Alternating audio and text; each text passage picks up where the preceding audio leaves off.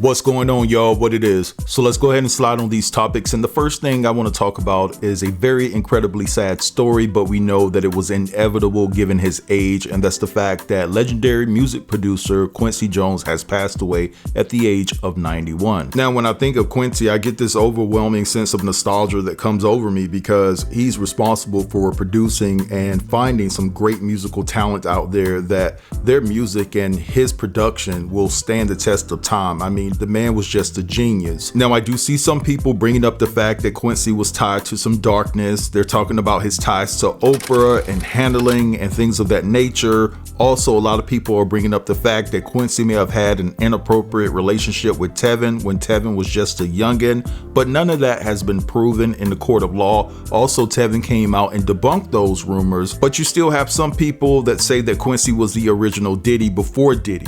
But listen, my thing is, if he wasn't charged with anything before he passed away, it's not applicable right now. There could be a story that comes out later on, and if it's solidified facts, then I'll entertain it then. Y'all, I'm shaking. The world is shaking. The middle of the night is shaking, okay? I'm up. We done lost Quincy, y'all. Quincy Jones done died. Quincy Jones done died at 91 years old. If y'all don't understand how old Quincy Jones was, his daddy was the biracial child of the mama being a slave and the daddy being a Welsh slaver, okay? That's how old Quincy Jones is. Now, slavery wasn't that long ago. But do you see what I'm saying? He was 91, you know. God has been big. I know when he got to the gates, Michael was going off because he done told so much of Michael business in the last couple years. He was alive, talking about he used to be messing with Marlon Brando. Who else he said he used to be messing with? It was somebody else famous. How him and Prince was going at it, how catty Prince was. I know they all met him at the gate. Like, so what was that you was talking? What was you talking about? You feel me? I heard you down there talking, Quincy. So he got some people he got to address in heaven. You know, it's going to be a deep conversation. They didn't say how he passed, y'all. They did not say how he passed, but he was 91 years old. So I'm sure it was at home, surrounded by family. The family released a statement. They said that this is an incredible loss. And I know tomorrow is about to be Quincy Jones Central. Get ready. Get ready to wake up and it's going to be Quincy Jones in the election. Literally, that's going to be it. So get ready. You know, R.I.P. My favorite work of Quincy Jones's is The Wiz. The Wiz. I thank him for The Wiz. And actually, his fume, Quincy's fume, is going to feel like Aretha's fume. Is there anybody really to come sing? There's people to sing. Yeah. So R.I.P. Quincy Jones. Yeah, thank you for everything you put on earth, Fresh Prince. Got a lot of things to thank you for, and good night, y'all. So legendary music mogul and producer Quincy Jones passed away at the age of 91, surrounded by his family in his Bel Air home. People are very saddened because Quincy Jones is a huge American music star. When I tell you, from the works of Michael Jackson, Frank Sinatra, Ray Charles, he has worked with so many people. He actually produced Thriller. He helped in producing We Are the World. He even discovered, I think, Tamia and Tevin Campbell, which are two of the most underrated celebrities and most talented singers. So this has been devastating. You know, 91 is a great age. So, you know, he lived a very long life, a very successful life. The reason why I brought this to attention was because, one, it's definitely worth mentioning to give him his flowers, but also because a lot of people just always have crazy things to say. And this man has had a 91-year legacy of hard work that will stand the test of time with all of these classics that have been produced. But when you look at the comments, like especially on the Shade Room, or when you look online on X, people are like, oh, he dodged the Diddy case. He is 91. He is 91. He wasn't dodging anything but Heaven's Gates until they were ready for him. Okay? Like, I think that sometimes, like, if we don't know what's to be true, it's really hard to just slap crazy things onto these people. Now, do we know Quincy Jones' personal history? No. Have there been whispers and rumors? Yes. But is it the right time when someone passes to bring that up? No. And that's how I felt about the whole like Wanda Jones situation when it came to, or Wanda Smith, sorry about that, when it came to Cat Williams, where it's like when she passed, unfortunately, at a very young age, I think she had just turned like 59 or 60, people were like, oh, Cat Williams, like, let the family grieve. Give it a second before y'all come through with all the crazy statements. But anyways, let me know what you think. Do you think that the statements are justified when it comes to all the things that people are saying? Or do you think that it's true that people should just relax and let people mourn their loved ones before coming out with all the conspiracies and antics? Let me know what you think in the comments. Like, follow, share for more. Love you, bye. All right, so you guys just heard all of that. And listen, this is the thing. Yes, we've heard rumors about Quincy Jones and things like that, but we don't know it to be true.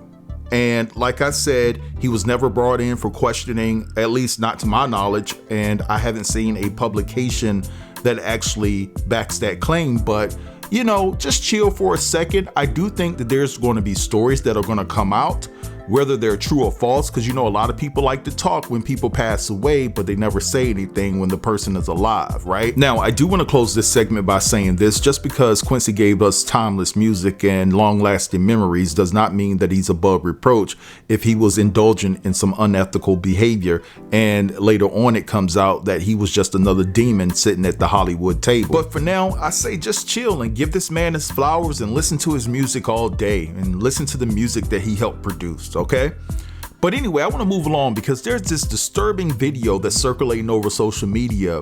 Now, I was a big fan and still is a big fan of Black Moon, the whole boot camp clique from the early 90s and things of that nature. Smith and Wesson, rest in peace to Sean Price. I love this particular group. Them and Wu-Tang, they will own it back in the days, right? But there's a disturbing video of Buckshot from Black Moon, and it seems as though that somebody put paws on him in the worst way. I mean, why would you do a legend like that? What did he do? Now, some people are saying that it's not him, but somebody on Facebook is claiming that this is actually true. And there is video footage. Now, I'm trying to see if this is Buckshot in the video, because I'm thinking to myself like, okay, it kind of looks like him. He has aged. Of course, we're all getting older and things like that, but I just don't know, but they say it's him. Now, I know he goes by the stage name Buckshot Shorty, but just to be respectful to this legend, his real name is Kenyatta Blake. And so what I want to do right now is play you the video of the aftermath of somebody putting paws on him, right?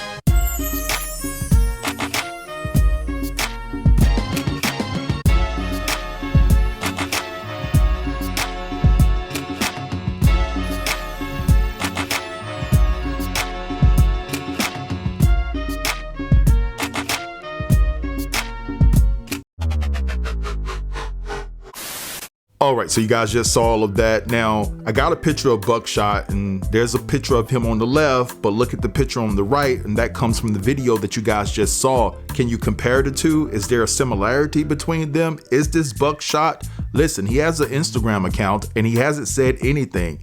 But some people said that it's him in the video. Some people said that it's not him in the video. It's like, I can see similarities, but I'm not sure. Now, this lady did post this on Facebook, and I'm gonna paraphrase it a bit. And she says, please pray for Buckshot, a boot camp clique. He was eating half to F in Flatbush, NYC. My heart goes out to him. Now, whether it's him in the video or not, it seems as though that this could be true information because he hadn't said anything, and knowing his character and things like that, he would have came out and debunked it already, but he hadn't said anything. And so listen, I don't know if he brought this on himself, because at the end of the day, he could have very well said something or did something that brought this on him. But I just feel like this man's a legend. They could have just let him ride. You know what I'm saying? That's just my opinion.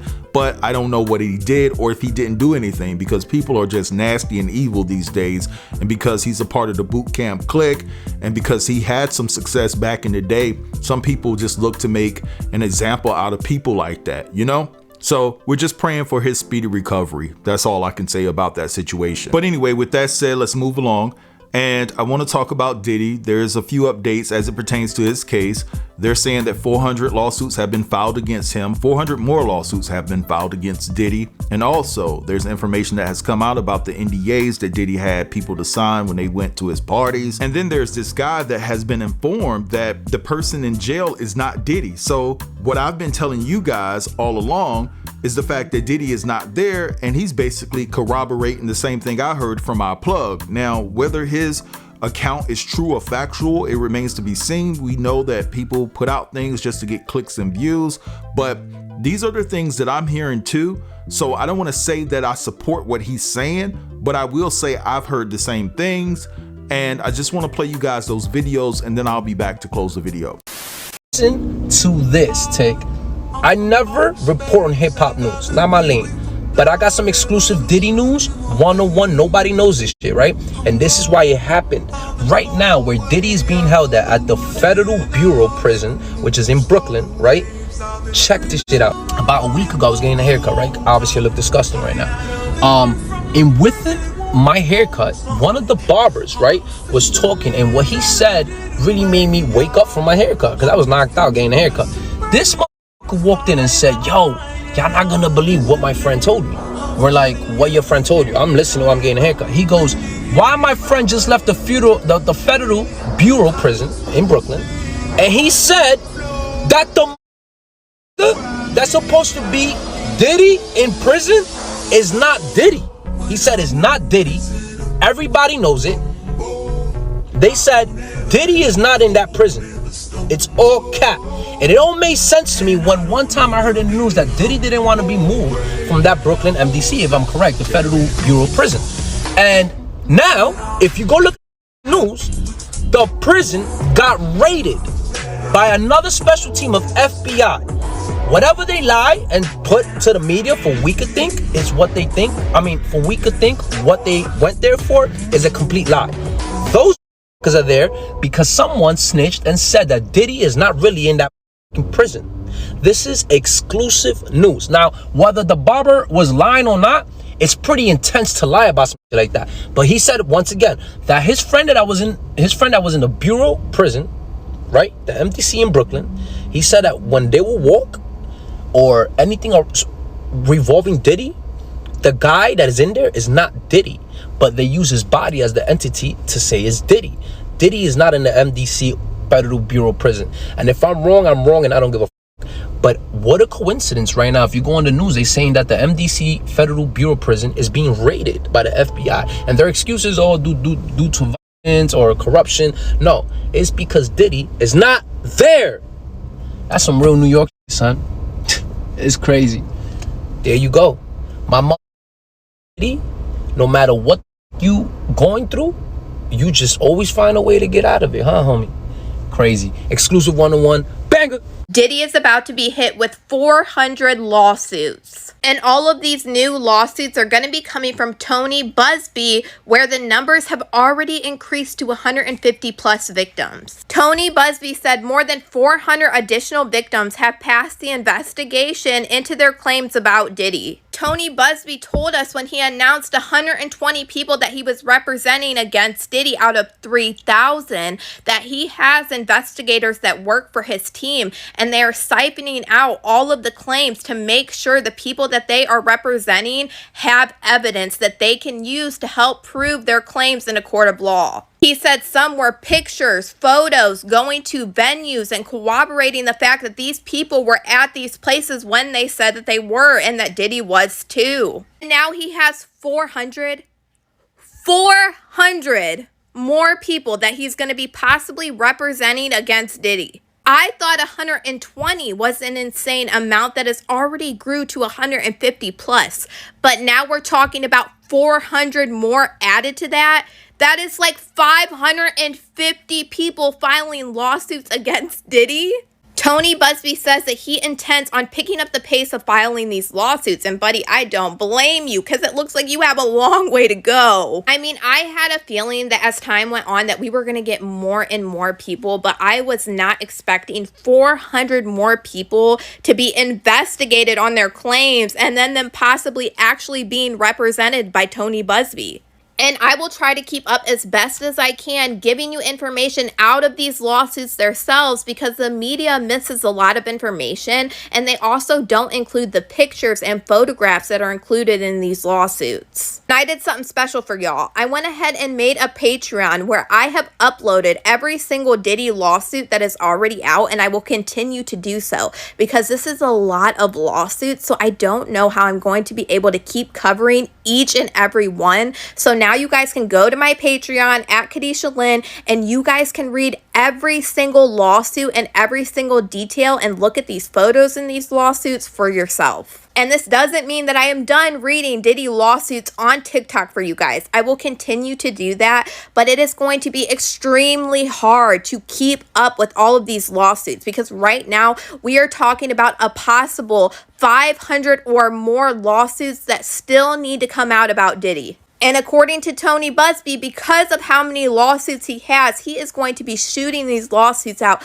left and right. But y'all let me know what you guys think about Diddy having 400 more lawsuits that are going to be filed against him in the comments. Diddy's NDAs for his parties have just been released to the media. And Diddy has been accused by multiple different people that they had to sign NDAs before they went to these parties where something happened to them. Now, an NDA does not stop you from reporting a crime to the police, but it does have a gray area if you want to speak about it publicly. None of them are saying that they couldn't report their crimes to the police because of these NDAs. They are just adding these instances when they are explaining their lawsuits. And I just find it weird, because many of them said that they did report these things to the police and the police did nothing. But I really just got to thinking, this could honestly be why we hear absolutely nobody in Hollywood talking about Diddy or his parties at all. This is one of the most shocking things. I mean, not even anybody is sticking up for Diddy and saying, hey, I've never even seen anything like this at these parties or anything.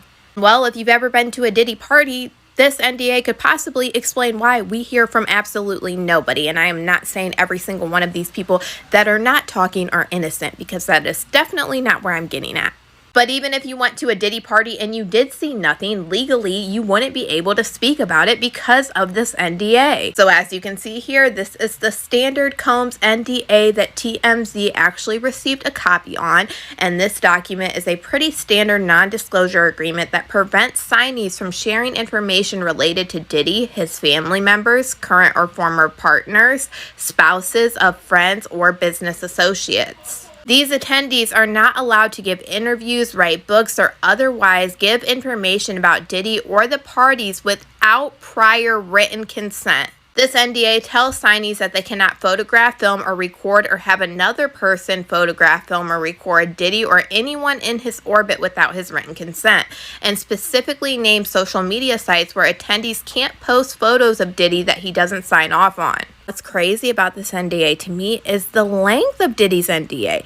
It goes on for the life of the artist plus 20 years or 70 years, whichever is longer. You're telling me nobody could even talk about what they saw at Diddy's parties if they saw no criminal activity or haven't been subpoenaed by a court of law to testify against him at 20 to 70 years after this man passed away? Honestly, that whole part is crazy, but this kind of explains possibly why we get no talk about Diddy whatsoever from anybody in Hollywood. Because if you've attended these parties, you cannot even talk about it unless you get Diddy's consent, which I'm sure he's probably not consenting to, knowing the nature of what he does at his little freaky party.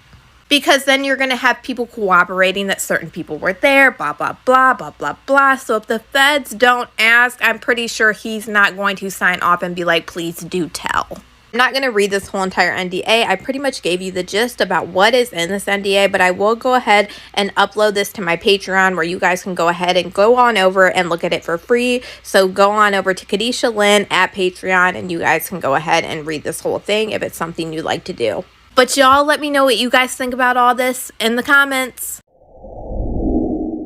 All right, so you guys just heard all of that. Now, I do want to say, if for some reason you don't see the video where the guy was talking about he was told and informed that Diddy wasn't at the jail that he's supposed to be housed in, is because of all the music that was in the background. I try to slip past it, but I don't know, it could be protected. So if you don't see it there, I will upload it to my Instagram at Carolina Crush TV.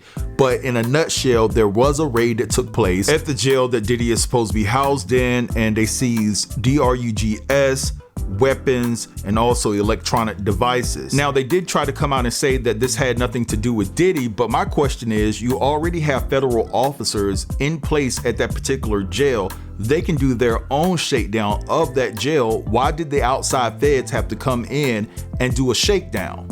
You know what I'm saying? It's just weird. It makes me think that it had everything to do with covering up something, covering up the fact that Diddy is not there and things of that nature. So they put this raid in place.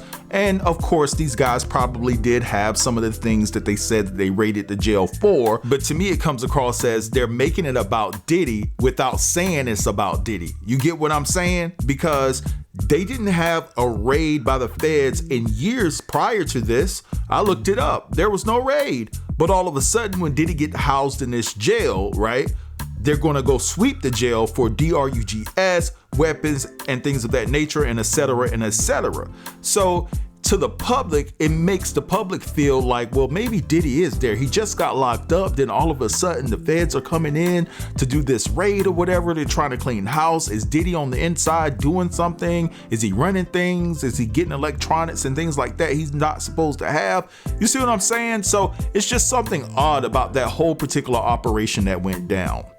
But anyway, as far as the lawsuits is concerned, Tony Busby is just on a warpath. I don't know what the end game is. Again, I want to be respectful to all of the alleged victims, but at the end of the day, it's just like, wow, man, all of these lawsuits going against this man. It's like, yo, there should be 1 or 2 to 3 things that you can convict him of, where these lawsuits really don't matter, because it'll put Diddy away for quite some time. So how much evidence do you need to stack up against him? You know what I'm saying? But anyway, I'm gonna let this go right here. I want you guys to drop down in the comments and let me know what y'all think about everything that was discussed within this video. Don't forget to like, comment, share, and if you're new here, consider subbing to the channel. I'll get with you guys later. Peace.